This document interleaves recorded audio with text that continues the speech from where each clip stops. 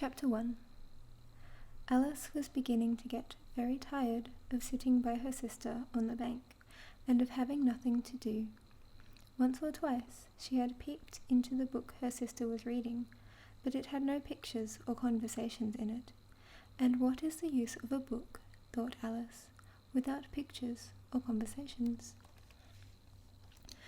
She was considering in her own mind, as well as she could, for the hot day made her feel very sleepy and stupid, whether the pleasure of making a daisy chain would be worth the trouble of getting up and picking the daisies, when suddenly a white rabbit with pink eyes ran close by her. There was nothing so very remarkable in that, nor did Alice think it was so very much out of the way to hear the rabbit say to itself, oh dear, I shall be too late." When she thought it over afterwards, it occurred to her that she ought to have wondered at this, but at the time it all seemed quite natural. But when the rabbit actually took a watch out of its waistcoat pocket and looked at it, and then hurried on, Alice started to her feet, for it flashed across her mind that she had never before seen a rabbit with either a waistcoat pocket or a watch to take out of it, and burning with curiosity, she ran across the field after it, and was just in time to see it pop down a large rabbit hole under the hedge. In another moment, down went Alice after it, never once considering how in the world she was to get out again. The rabbit hole went straight on like a tunnel for some way, and then dipped suddenly down, so suddenly that Alice had not a moment to think about stopping herself before she found herself falling down what seemed to be a very deep well. Either the well was very deep, or she fell very slowly, for she had plenty of time as she went down to look about her and to wonder what was going to happen next. First, she tried to look down and make out what she was coming to, but it was too dark to see anything. Then she looked at the sides of the well and noticed that they were filled with cupboards and bookshelves. Here and there she saw maps and pictures hung upon pegs. She took down a jar from one of the shelves as she passed it. It was labelled Orange Marmalade, but to her disappointment it was empty.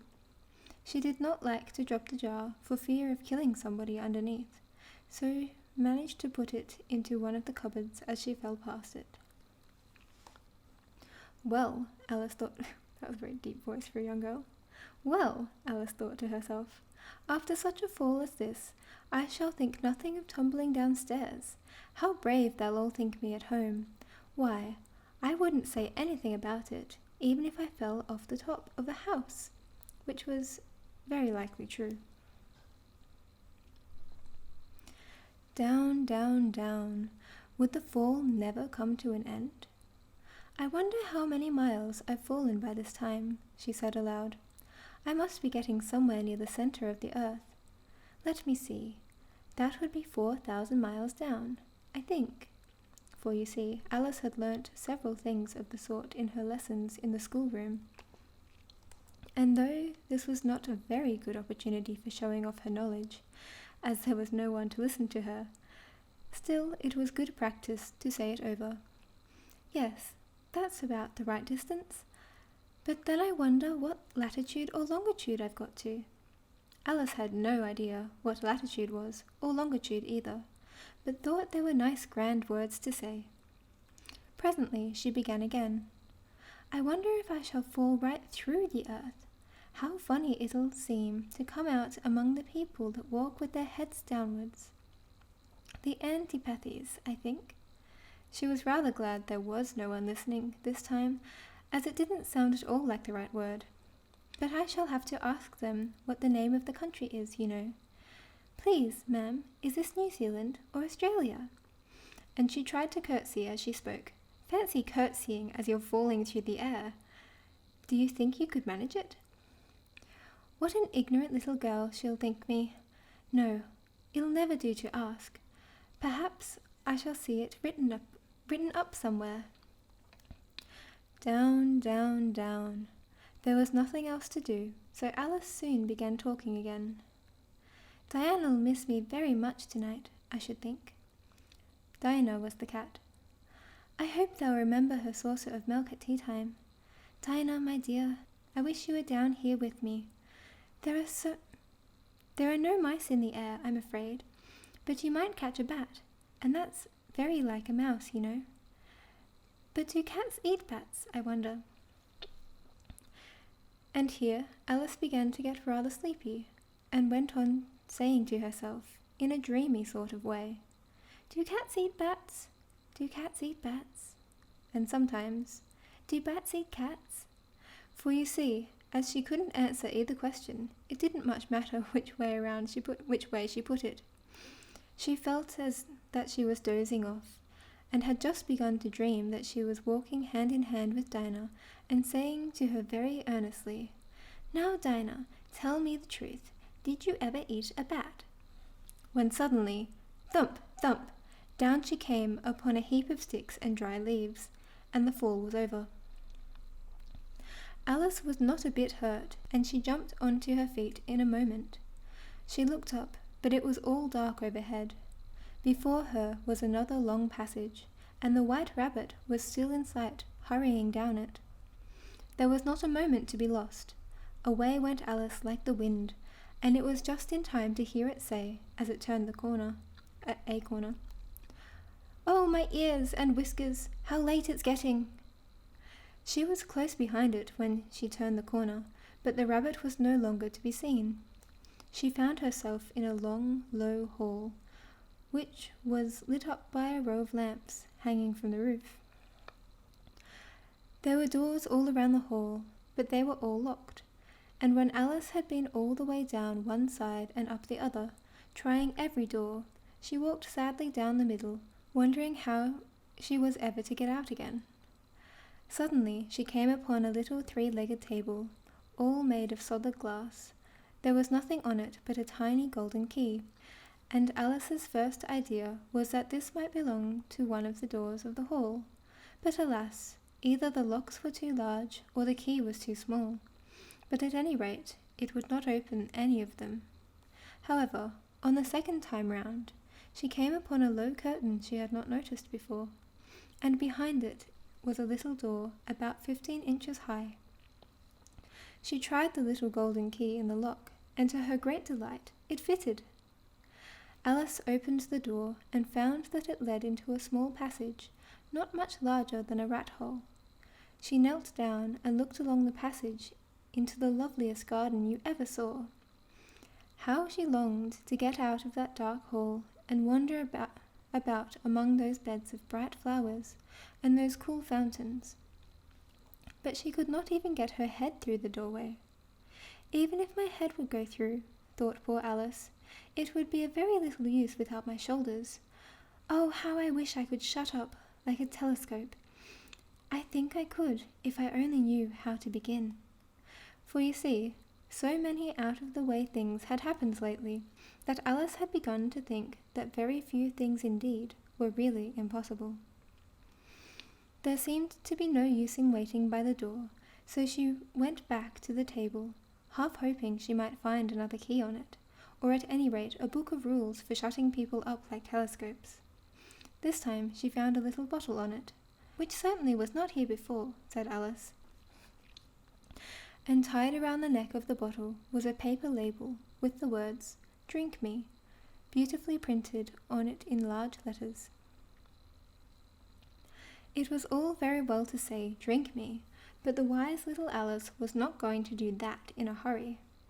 No, I'll look first, she said, and see whether it's marked poison or not. For she had read several nice little stories about children who had got burnt and eaten up by the wild beasts and other unpleasant things, all because they would not remember the simple rules their friends had taught them, such as that a red-hot poker will burn you if you hold it too long, and that, if you cut your finger very deeply with a knife, it usually bleeds. And she had never forgotten that, if you drink much from a bottle marked poison, it is almost certain to disagree with you, sooner or later. However, this bottle was not marked poison, so Alice ventured to taste it, and finding it very nice, it had, in fact, a sort of mixed flavour of cherry tart, custard, pineapple, roast turkey, coffee, and hot buttered toast. She very soon finished it off. "What a curious feeling," said Alice.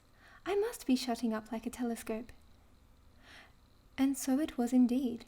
She was now only 10 inches high, and her face brightened up at the thought that she was now the right size for going through that little door into the lovely garden.